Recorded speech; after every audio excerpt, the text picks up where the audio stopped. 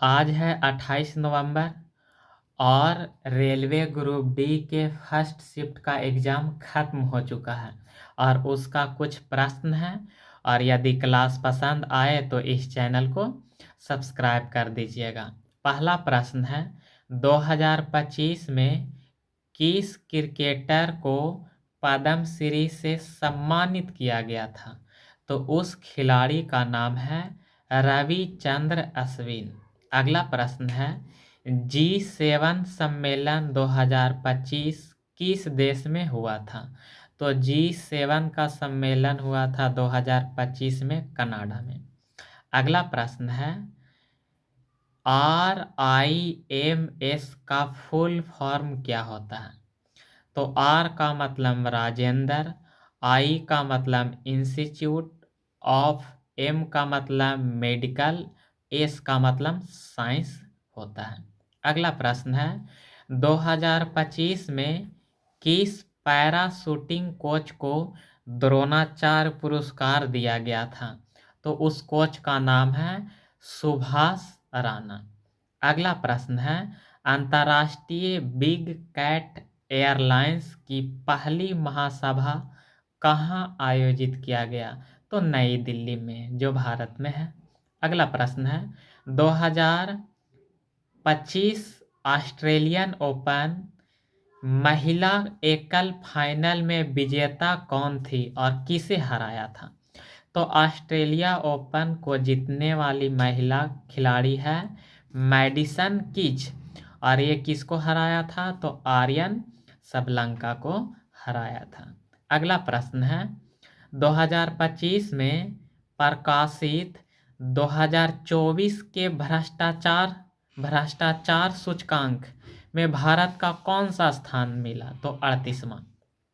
मतलब भ्रष्टाचार सूचकांक 2024 वाला का प्रकाशन हुआ 2025 में और उसमें भारत का स्थान था 38वां। अगला प्रश्न है, न्यूटन के गति के प्रथम नियम को किस नाम से जानते हैं? तो न्यूटन के गति के प्रथम नियम को जड़त्व के नाम से भी जानते हैं। अगला प्रश्न है, प्रतिरोधकता किसके साथ बढ़ती है?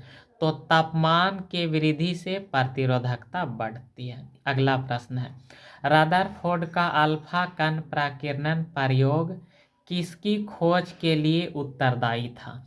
तो रदरफोर्ड के अल्फा प्रकीर्णन के द्वारा नाभिक की खोज किया गया। अगला प्रश्न है, अब जरा ध्यान से देखिएगा, सुनिएगा। अगला प्रश्न है, कोशिका विभाजन में कितनी कितनी सतती कोशिकाएं बनती हैं? तो मियोसिस 2 और अर्धसूत्री विभाजन 4 का निर्माण होता है। अगला प्रश्न है, बेरियम क्लोराइड और सोडियम सल्फेट के बीच कौन सा अभिक्रिया होता है? तो द्विविस्थापन अभिक्रिया होता है। अगला प्रश्न है, द्विखंडन के एक चक्र के बाद कितने सतती कोशिका बनता है? तो 2 सतती कोशिका बनता है। अगला प्रश्न है, सोना, चांदी और प्लेटिनम प्रकृति में किस अवस्था में पाया जाता है? तो मुक्त अवस्था में पाया जाता है। अगला प्रश्न है, पौधा में सूजन आती है जिससे आकार में परिवर्तन होता है, यह किसके कारण होता है? तो प्रासरण के द्वारा होता है। अगला प्रश्न है, 2025 के जुलाई में DRDO द्वारा विकसित आकाश मिसाइल का कौन सा वर्जन लद्दाख में तैनात किया गया है? तो आकाश प्राइम। अगला प्रश्न है, जब श्वेत प्रकाश प्रिज्म से होकर गुजरता है तो बैंगनी प्रकाश के विचलन की मात्रा किस पर निर्भर करता है? तो तरंगदैर्घ्य पर निर्भर करता है। अगला प्रश्न है, आयाम निम्नलिखित में से किसके समानुपाती होता है? तो ध्वनि के तीव्रता या ध्वनि के प्रबलता के समानुपाती होता है। अगला प्रश्न है कि पीयूष ग्रंथि से कौन कौन हार्मोन निकलता है?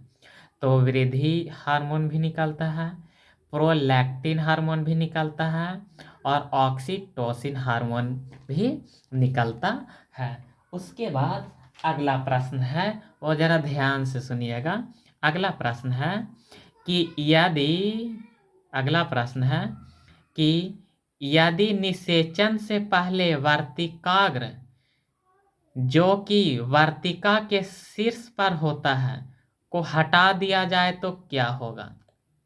तो उस कंडीशन में परागकण अंकुरित नहीं होगा और निषेचन भी नहीं होगा।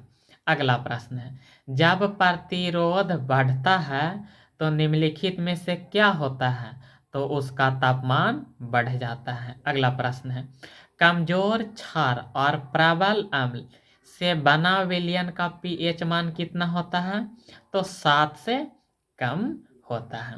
अब अगला प्रश्न है कि वर्ल्ड हेल्थ समिट 2025 किस जगह पर आयोजित किया गया था?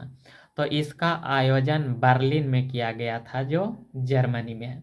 अगला प्रश्न है कि ऊष्मा का एसआई मात्रक होता है क्या? तो जूल। उसके बाद अगला प्रश्न है कि उत्तल दर्पण की क्षमता होता है क्या?